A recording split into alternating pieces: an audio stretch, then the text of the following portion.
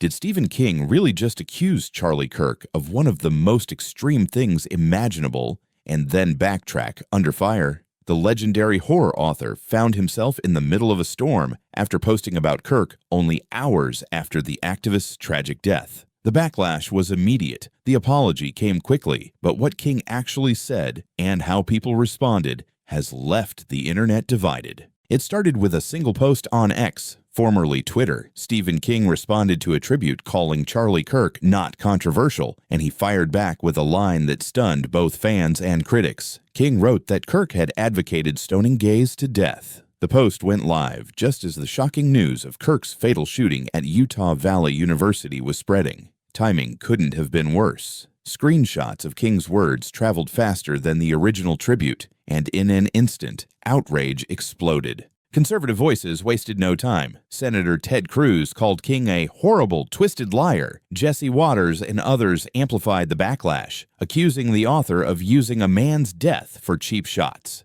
Even people who disliked Kirk admitted King's statement felt reckless. Within hours, X was filled with side-by-side images. Kirk's smiling photos contrasted with King's bold accusation. Supporters of both men clashed in the comments, with insults flying in every direction. King quickly deleted the post, but he didn't completely back down. His apology came with a sharp edge. He admitted, "I apologize for saying Charlie Kirk advocated stoning gays." What he actually demonstrated was how some people cherry-pick biblical passages.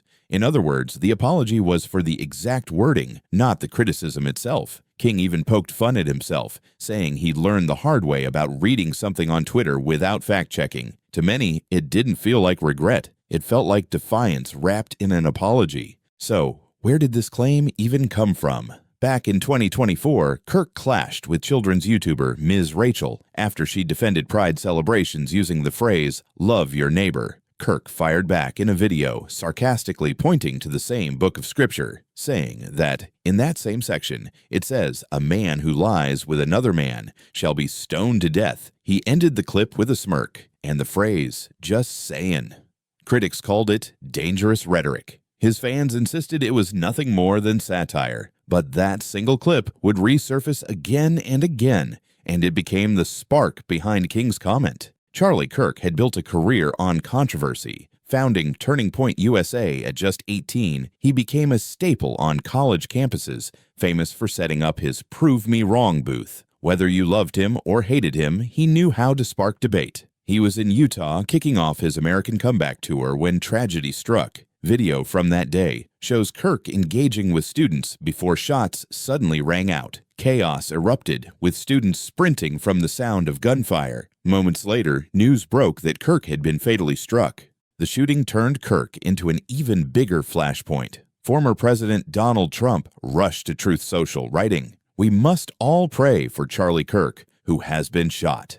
A great guy from top to bottom." Soon after, Trump ordered flags flown at half-staff across the country. Other politicians reacted with statements of shock, while critics questioned Kirk's divisive influence. For his followers, it was the loss of a hero. For his detractors, it was complicated, mourning the man while still reckoning with his rhetoric. By late Thursday night, authorities announced a breakthrough. A suspect, 24-year-old Tyler Robinson, had been taken into custody. Utah's governor held a press conference the next morning, stepping to the podium with the simple words, "We got him."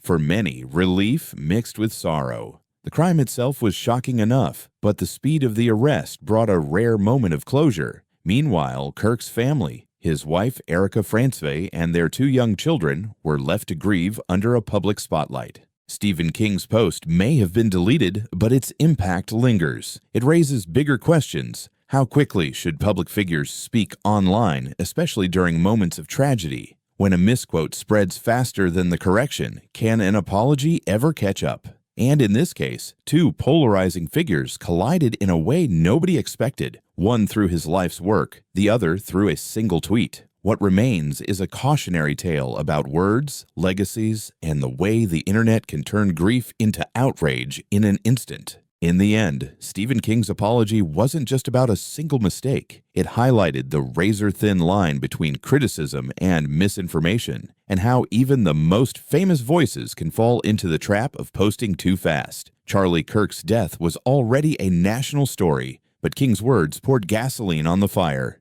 The question is, was his apology enough, or did it only deepen the divide? One thing is certain, in today's world, one post can define you, even after you delete it.